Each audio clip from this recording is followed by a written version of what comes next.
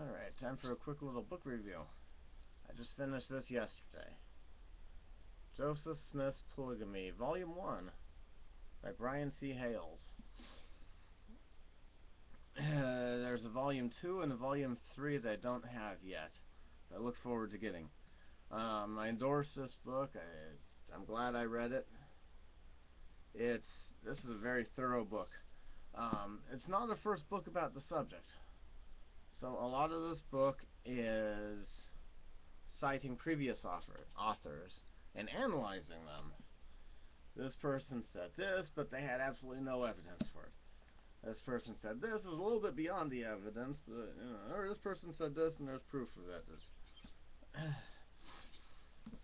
We'd have a better, more clear picture of Joseph Smith's polygamy if there was better record keeping back then. But we can't wave a magic wand now and go back and have perfect record keeping.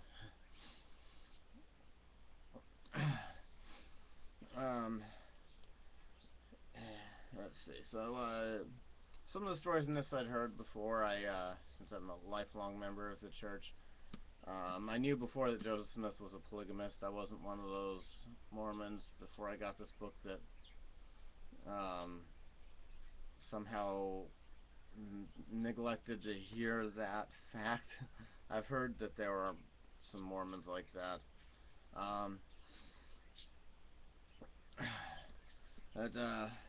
One interesting thing, some of the information we have about polygamy comes because of Joseph Smith's children claiming he wasn't a polygamist. And then the Mormons who knew they were his polygamous wives or knew him, had some insider knowledge,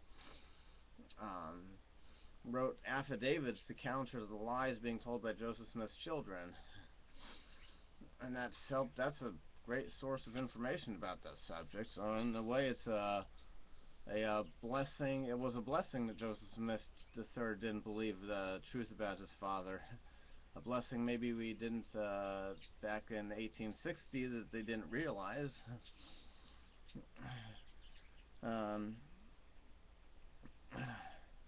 So John C. Bennett is one character I read about in this book I don't remember hearing about before. He knew Joseph Smith, and so antagonists say, see, he knew Joseph Smith, so he must have been doing what Joseph Smith taught or learned from Joseph Smith, but his spiritual wifery, put my fingers up like that because a wife is a lifelong commitment, and Bennett, he was just out for constant sex, and he didn't try to marry anybody. But Bennett's not even worth. Bennett's polyamory was so different from what Joseph Smith did that it's obvious he was not a polygamy insider. And when I was done reading the book, the one overwhelming sense that I had was I felt the Holy Ghost bearing testimony that when Joseph Smith was doing polygamy in the 1830s, 40s, it was time for it. That was God's will. And now it's not time for it. I don't believe somebody can have the Holy Ghost tell them that it was God's will for the polygamy to happen back then, and not have the Holy Ghost also let them know Wilford Woodruff was a true prophet. In 1890 it was time to stop.